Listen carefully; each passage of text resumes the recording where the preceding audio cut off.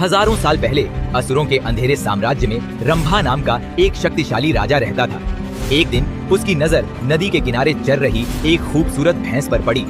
उसकी खूबसूरती से मोहित होकर रंभा ने खुद को एक भैंस में बदल लिया और उसके साथ जंगल में रहने लगा।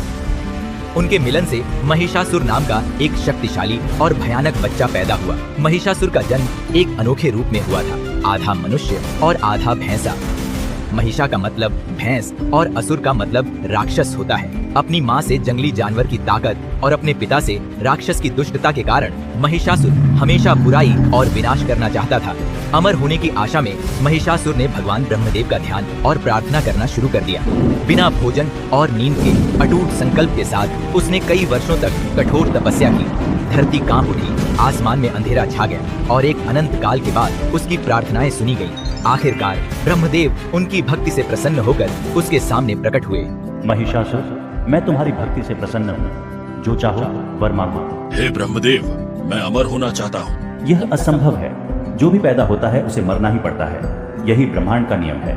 महिषासुर ने कुछ देर सोचा और कहा, हे प्रभु, क्या आप मुझे ऐसा वरदान दे सकते हैं कि मैं किसी मनुष्य या देवता के हाथों न मारा जाऊं? अगर मुझे मरना ही है तो किसी स्त्री के हाथों से ही मरूं। महिषासुर एक बहुत बड़ा राक्षस था। उसे पूरा विश्वास था कि कोई भी स्त्री उसे नहीं मार पाएगी। भगवान ब्रह्मा एक क्षण के लिए हिचकिचाए, लेकिन वे जानते थे कि इस वरदान में खामियां हैं, इसलिए उन्होंने वरदान दे दिया। वरदान मिलते ही महिषासुर का अहंकार बढ़ गया और उसका आतंक का राज शुरू हो गया। उसने अपनी राक्षसी असुर सेना को इकट्ठा किया और पृथ्वी पर मनुष्यों पर हमला करना शुरू कर दिया। अपने रास्ते में आने वाली हर चीज को मार डाला और नष्ट कर दिया। पृथ्वी पर विजय प्राप्त करने के बाद उसने स्वर्ग में देवताओं से लड़ने का फैसला किया। उसने अपनी विशाल असुर सेना के साथ इंद्रलोक की राजधानी अमरावती पर हमला कर दिया, जो भगवान इंद्र का निवास स्थान था। सभी देवताओं ने अपनी पूरी ताकत से महिषासुर से लड़ने की कोशिश की, लेकिन इसका कोई फायदा नहीं हुआ। महिषासुर अजेय था। कोई भी देवता या मनुष्य उसे हरा नहीं सकता था। असुरों ने अमरावती पर कब्जा कर लिया और देवताओं को स्वर्ग से बाहर निकाल दिया। इंद्रदेव मदद के लिए त्रिमूर्ति भगवान ब्रह्मा, विष्णु और महेश्वर के पास भागे। ब्रह्मा ने उन्हें वरदान की याद दिलाई और कहा, कोई भी देवता या मनुष्य महिषासुर को नहीं मार सकता। हालांकि एक महिला उसे मार सकती है, लेकिन तीनों लोकों में रहने वाली कोई भी महिला इस दुष्ट राक्षस को मारने के लिए पर्याप्त शक्तिशाली नहीं है।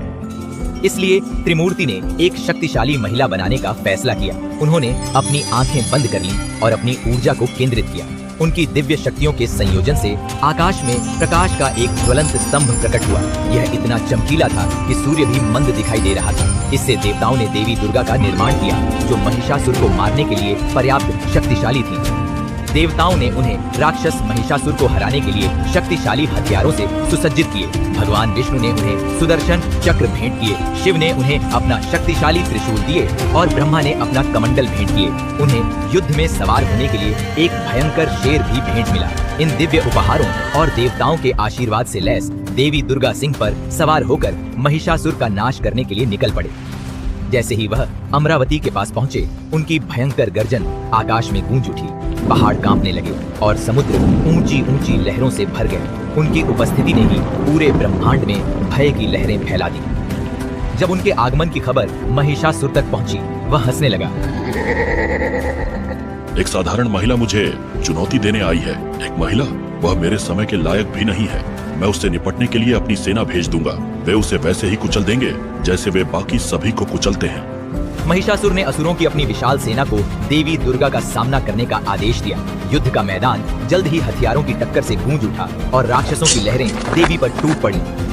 लेकिन एक एक करके सभी राक्षस देवी के सामने गिर गए। उनकी दिव्य शक्ति से आसानी से पराजित हो गए। अंत में महिषासुर स्वयं दुर्गा देवी के विरुद्ध युद्ध करने गया। देवी को भ्रमित करने के लिए बेताब महिषासुर ने अपनी सारी काली शक्तियों का इस्तेमाल किया। अलग अलग जानवरों का रूप धारण किया। सबसे पहले वह एक क्रूर शेर बन गया, जो भयानक गति से दुर्गा पर हमला करने लगा। देवी ने उसे दिव्य सटीकता से मारा, जिससे वह घायल हो गया। आत्मसमर्पण करने से इनकार करते हुए वह एक विशाल हाथी में बदल गया और उनकी ओर गरजने लगा। एक बार फिर दुर्गा ने अपने हथियारों से जवाबी हमला किया, जिससे वह गंभीर रूप से घायल हो गया। देवी दुर्गा और महिषासुर के बीच 9 दिनों तक भयंकर युद्ध चला। 10वें दिन महिषासुर एक विशाल भैंसे में बदल गया और दुर्गा देवी के पर हमला किया, लेकिन दुर्गा माँ तैयार थे। एक तेज और शक्तिशाली चाल के साथ उन्होंने उसे अपने त्रिशूल से मार डाला, जिससे उसका आतंक का राज खत्म हो गया। महिषासुर पराजित हुआ और देवता स्वर्ग में अपने घरों को लौटते हुए खुशी से झूम उठे। उस दिन से देवी दुर्गा की नवरात्रि के दौरान पूजा की जाती है, विशेष रूप से 9वें दिन, जब उन्हें महिषासुरमर्दिनी के रूप में पूजा जाता है।